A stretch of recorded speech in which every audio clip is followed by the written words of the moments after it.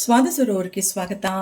ನಾನು ಲತಾ ಜಯರಾಮ್. ನಮಸ್ಕಾರ ವೀಕ್ಷಕರೇ. ನಾನಿವತ್ತು ಅಪರೂಪದ ಮತ್ತು ಸುಲಭವಾಗಿ ಮಾಡುವಂತಹ ಮತ್ತು ತುಂಬ ರುಚಿಯಾಗಿರುವಂತಹ ಸಿಹಿ ಗೆಣಸು ಅಂದರೆ ಸ್ವೀಟ್ ಪೊಟೆಟೊ ಮೊಸರು ಬಜ್ಜಿ ಮಾಡಿ ತೋರಿಸ್ತಾ ಇದ್ದೀನಿ.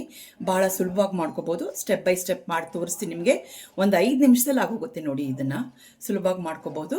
ನಮ್ಮ ಸ್ವಾದ ಸರೋವರ ಚಾನಲ್ ಯಾರ್ಯಾರು ನೋಡ್ತಾ ಇದ್ದೀರೋ ದಯವಿಟ್ಟು ಎಲ್ಲರೂ ಸಬ್ಸ್ಕ್ರೈಬ್ ಮಾಡಿ ನೋಡಿ, ಮತ್ತು ಲೈಕು ಶೇರ್ ಮಾಡಿ, ನಮಗೆ ಸಪೋರ್ಟ್ ಮಾಡಿ.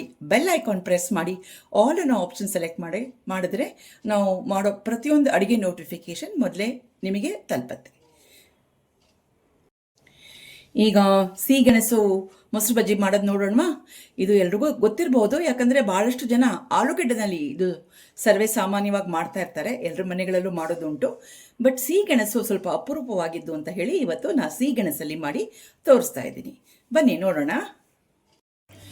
ಬಹಳ ರುಚಿಕರವಾದ ಮತ್ತು ಸುಲಭವಾಗಿ ಮಾಡ್ಕೊಳ್ಳೋವಂಥ ಮೊಸರು ಬಜ್ಜಿ ಮಾಡೋಕ್ಕೆ ನಾನಿವತ್ತು ಸಿಹಿಗೆಣಸು ತೊಗೊಂಡಿದ್ದೀನಿ.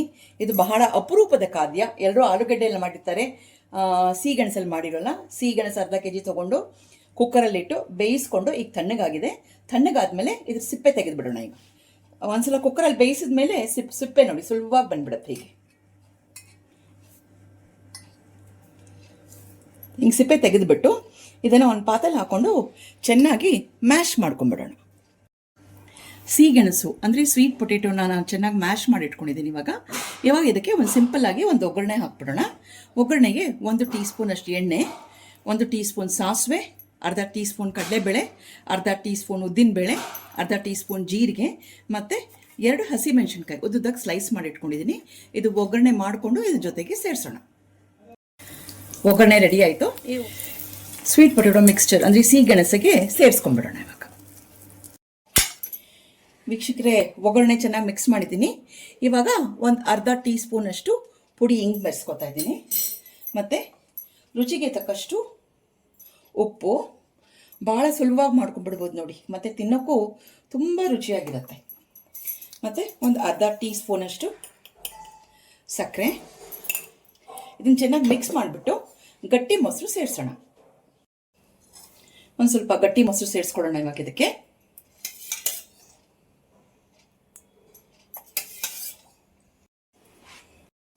ಇವಾಗ ಒಂದು ಸ್ವಲ್ಪ ಕೊತ್ತಂಬರಿ ಸೊಪ್ಪು ಮತ್ತು ಒಂದು ಸ್ವಲ್ಪ ಕರಿಬೇವು ಹಾಕಿ ಮಿಕ್ಸ್ ಮಾಡಿಬಿಟ್ರೆ ನಮ್ಮ ಸಿಹಿಗೆಣಸು ಅಂದರೆ ಸ್ವೀಟ್ ಪೊಟೆಟೊ ಮೊಸರು ಬಜ್ಜಿ ರೆಡಿ.